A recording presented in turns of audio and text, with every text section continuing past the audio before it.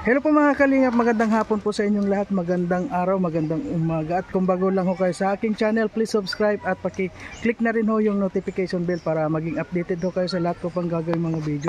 At ngayon mga kalingap, na dito po tayo sa isang liblib ho na lugar dito po sa Basod. Dito po merong nagturo sa atin na ito daw po ay dapat na tulungan. Mag-ina po sila na wala silang kasama dito, at ito nga po at abutan natin itong anak na babae. At yun mga kalingap, tatanungin ho natin ayan po. Shoutout po sa mga nanonood kay Kuya Mario. Supportahan po natin ang kanyang YouTube channel. Ayan, thank you Rachel at Thank you po kay Kuya Mario. Salamat po. Support po natin ang kanyang YouTube channel mga kalingap, no? Support po sa pamamagitan po ng pag-like, pag-share and pag-subscribe po sa kanyang YouTube channel. At syempre panoorin po natin yung kanyang mga ina-upload na mga charity works at mga live stream po niya. Thank you po and God bless us. Ayan, thank you very much. Supportan po natin mga kalingap. Marius Vlog, yan, supportahan natin. Marius Vlog, thank you very much. Mga kalingap, mga kapobrel.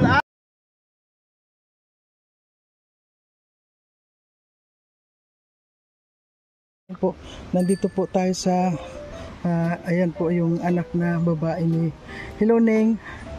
Hello Neng, kumusta ka na? Okay lang po. Sino kasama mo dito? Wala po. Wala kang kasama? Akala ko meron kang nanay. May nanay ka. May nanay ka, pero hindi mo kasama sa ngayon. Pero ngayon ikaw na mag-isa. Sino ning ang naghahanap buhay sa inyo dito? Si mama lang po. Si mama mo. Si mama mo nasaan? Nasa salon po. Mamanicure. Nagmamanicure siya. Anong pangalan mo ning? Manilin po. Manilin. Sana. Ilan edad mo na? 12 po. 12 ka na. Nag-aaral ka ning? Opo. Nag-aaral ka. So, yung kita ni nanay mo ning okay naman, tama naman sa iyo sa pagpaaral mo. Opo. Pero dito kayo nakatira. Ano ning dyan yung bahay mo? Hindi naman kayo tinutuluan dyan? Minsan lang po pag maulan. Pag naulan lang tumutulo. Siyempre naman pag umuulan lang Nasaan yung tatay mo? Nasa Binson. Umuwi pa ba dito? Minsan pag Sabado. Pero nauwi pa rin siya dito. Anong trabaho niya doon sa Benson? Ano po baga ng bigas. Nagtitinda ng bigas o anong? Nagigilid po. May gilingan kayo? Sa abo lang po niya. Namamasukan siya. Akala ko kayo lang mag-ina dito. Meron ka rin palang magulang pa. Kompleto pa yung magulang mo. Magulang. So, itong bahay ninyo hindi maaayos, hindi na naaayos. Pwede ko ba makita yung bahay ninyo? Kaninong bahay itong tinutuluyan ninyo? Sa amin. Sa inyo ito. Pwede ko ba makita ang sabi mong tinutuluan na rin kayo?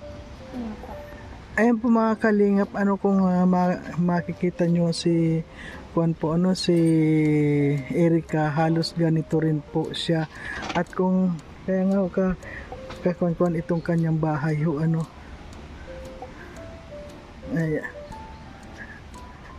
ayan po mga kalingap, tingnan natin itong kanyang bahay.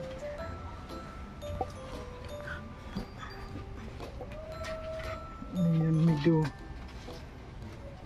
ito lang ito lang ang tulugan ninyo. So ngayon palagi ka lang mag-isa dito.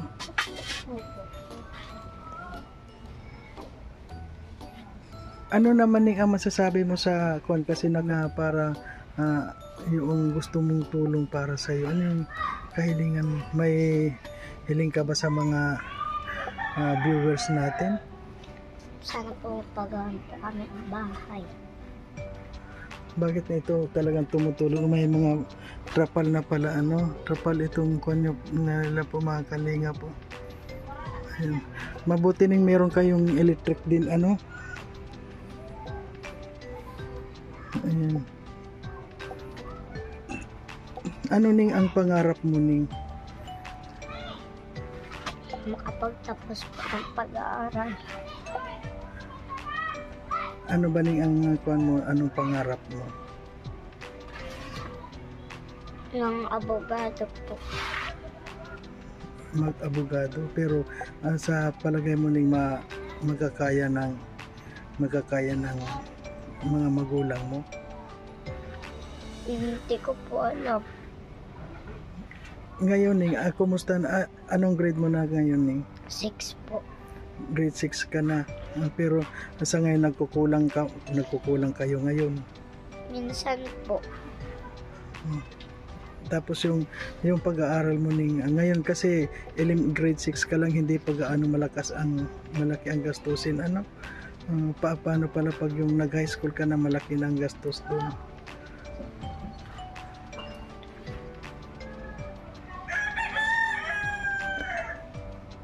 Malaki na yung ang taas ng pangarap mo ano, sana may makatulong sa iyo ano para makapag-aral ka. Tapos itong bahay mo kapag umuulan, so sa ngayon ba ning nakakaranas ka na rin ng paghihirap? Opo. Tulad ng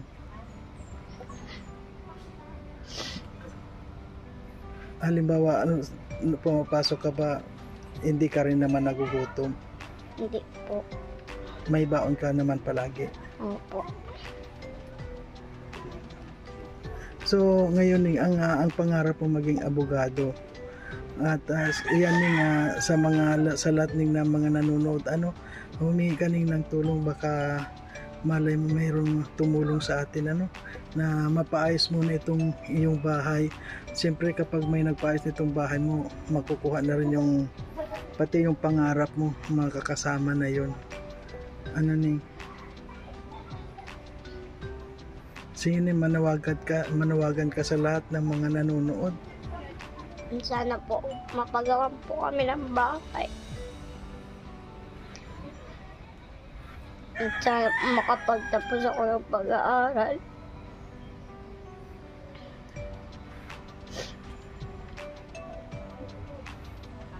Anong ginagawa mo sa ngayon? Tumutulong ka ba sa nanay mo pa ng maghanap buhay? Minsan po. Hindi ka naglalako ng kung ano, wala kang anong tulong ang ginagawa mo sa kay nanay mo? Nalinis po sa bahay, tapos tinutulungan ko po paglaba. Naglalaba rin. Si nanay mo anong oras na nadating dito? Alas 8 po. Alas 8 talaga. Tapos pagdating niya, anong dala naman ni nanay mo? Ano po, ng ulam.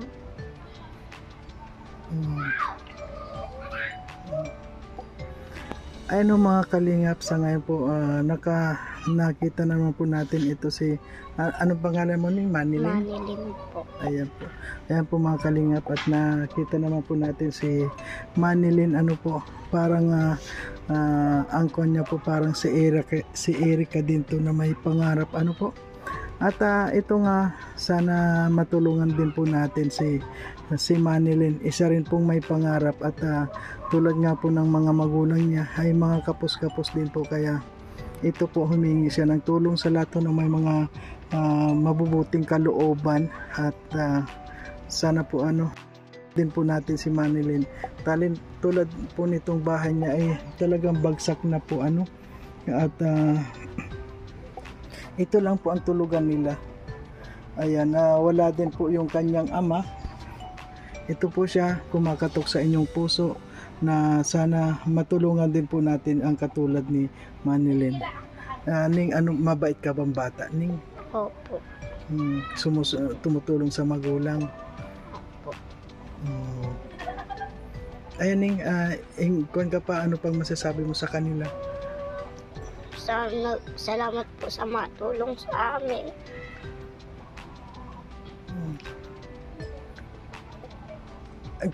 Kilala mo ba ning si Kuya Ruel? Naririnig mo lang kay Kuya Bal? Opo. Pwede ko ning makita yung labas ng bahay mo. Alining. Ito po yung kanyang bahay.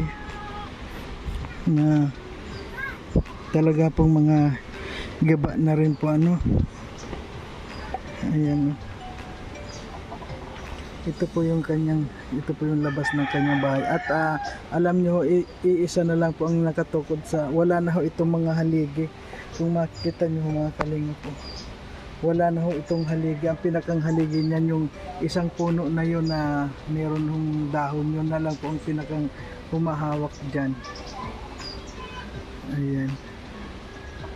Ayan mga kalingap, ano, kung sino man po yung gustong tumulong dito kay Manilyn, ano po, siya po ay meron din po siyang pangarap na tulad po ni Erica na kumakatok po sa ating puso na sana ay matulungan din po siya. Ayan po siya. Isa po siyang 12 years old ka na, Ning. Ayan po mga kalingap, sa ngayon po bibigyan naman po natin si Manilyn ng pambaon niya po, ano, at para naman kahit na papano meron silang pambili dito ng maigagastos po nila, at bahala na ho siya kung anong gusto niyang bilhin, ano po.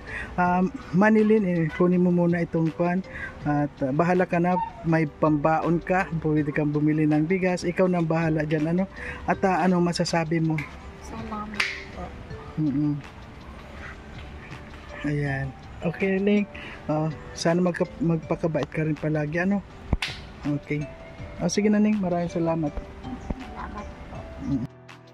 Ayan po mga kalingap, at narinig po ninyo ang isa na naman po na humihingi po ng tulong at kumakatok sa ating puso, na medyo kinukulang-kulang din po sila. Tulad nga po ngayon na hindi pa elementary pa lang po siya ay kinukulang na po, ano, lalo na kaya kapag anong year mo na ngayon, next year, Ning, first year ka na, mag high school ka na. Saan ka mag high school? Sa Basod. Basod ka na rin. Ano sa palagay mo, Ning, makaka-enroll ka ng sa pag-aaral?